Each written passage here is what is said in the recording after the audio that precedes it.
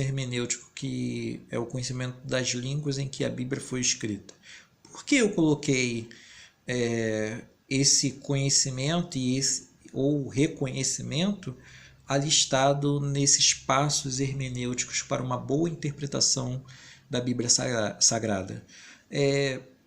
O que acontece? Quando se traduz um texto, né, os tradutores eles se deparam muitas vezes com situações complicadas.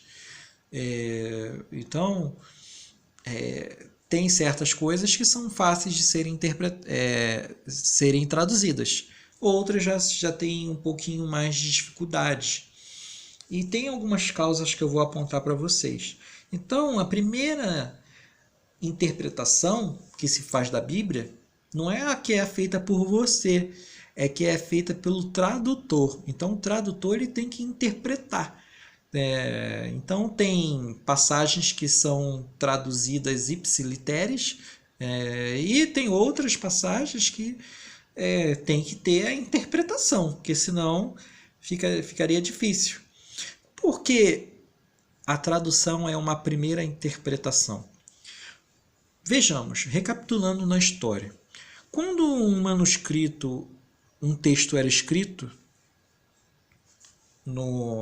principalmente vamos pegar no período do Antigo Testamento e na época do Senhor Jesus e na época dos apóstolos. Quando o texto era escrito ou copiado, não se usavam o espaço entre as palavras. Já pensou? Você lê um texto em que não tem espaço entre as palavras. Será que você consegue imaginar?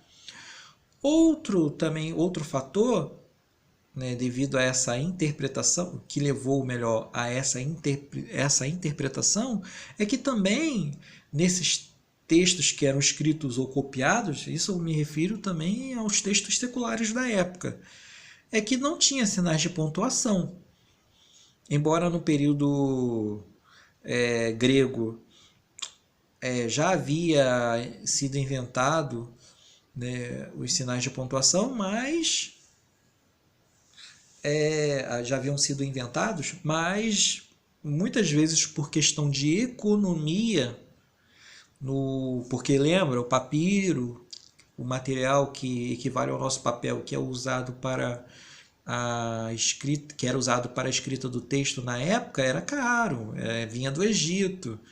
Então, não era barato. Então, se aproveitava tudo. Lembra que eu falei que foi achado recentemente uma máscara mortuária contendo o Evangelho de Marcos, que data de 70, né, depois de Cristo? O que acontece? No processo de mumificação eram usados recursos, né, muito caros. Mas a pessoa pobre, né, queria, vamos dizer, fazer dentro do ritual egípcio, queria fazer um enterro decente e não podia. Então, alguém copiou o Evangelho de Marcos, essa pessoa deve ter passado esse texto para outra, e como o papiro era um artigo de luxo e muito caro, a pessoa pegou esse papiro que continha o Evangelho de Marcos e fez uma máscara mortuária, como aquelas máscaras que se usavam nos faraós. Então a pessoa pegou, pintou o papiro, né, contendo o Evangelho. Talvez nem soubesse ler o grego que estava lá e não sabia a importância que tinha aquele texto. Fez um desenho lá representando o rosto da pessoa e isso se tornou uma máscara mortuária e a pessoa foi enterrada. Séculos depois, né, com as descobertas arqueológicas, o trabalho dos arqueólogos, esse papiro foi resgatado, né? E para a surpresa dos arqueólogos, que alguns deles sabem grego, eles perceberam que se tratava do Evangelho de Marcos. Que coisa! E com técnicas apuradas que as ciências têm, consegue se restaurar o que está escrito. Melhor, o que estava escrito. E eles conseguiram restaurar, fizeram uma datação do Evangelho, né, do papiro, e o papiro data de 70 da nossa era. E é claro, se o papiro é uma cópia do Evangelho de Marcos, o Evangelho, como eu já mostrei para vocês, a respeito da antiguidade do texto, foi escrito muito antes, porque para o original dar origem a uma cópia levava-se um certo tempo, né? E para essa cópia parar no Egito, né, se transformando em máscara mortuária, se ela data de 70, vocês podem chegar à conclusão de que o Evangelho foi escrito muito antes disso, né, o Evangelho de Marcos. Então, para se economizar devido ao luxo, né, o luxo, né, do papiro e o preço exorbitante que ele tinha, não se usavam espaços entre as palavras e os sinais de pontuação. É a mesma coisa do telégrafo, lembra? A geração mais nova talvez não se lembre, mas quando a gente enviava um telégrafo não usava a palavra toda, algumas vezes não usava as preposições de, para, com, tudo para economizar, porque cada palavra você pagava uma nota preta, né? Então era a mesma coisa na época em que os manuscritos eram escritos. Então, um outro aspecto também relacionado a isso são as acepções que uma palavra vai ganhando ao longo do tempo. Eu posso exemplificar isso com palavras da língua portuguesa. Por exemplo, cabeça.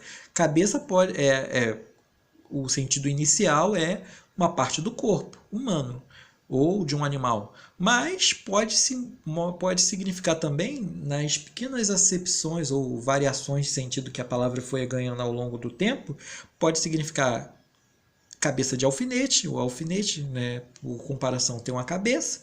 Pode ser também o chefe de um setor, de uma empresa, né, o cabeça, né, ou seja, o líder.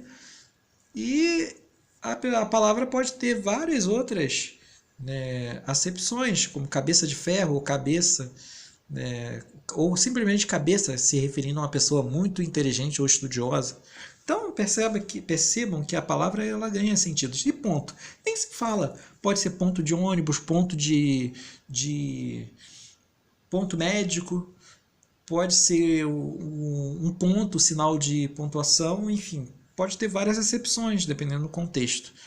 Se isso acontece na língua portuguesa, imagine na língua grega, em que é uma língua muito mais rica, né, em termos de morfologia, de sintaxe, de vocabulário, do que a língua portuguesa. Então, nesse sentido, há necessidade de se interpretar, e a tradução acaba sendo uma primeira interpretação. Outra questão também relacionada a isso, a inexistência de uma tradução exata de uma palavra para outra língua. Então, eu vou começar primeiro com a palavra saudade. Saudade só existe na língua portuguesa. Não existe em nenhuma outra língua. Então, quando se faz uma tradução de um texto em que a palavra saudade aparece, né, para uma outra língua, os tradutores que vão traduzir, eles se sentem numa situação muito delicada. Como é que eles vão traduzir? O mais próximo disso, de uma tradução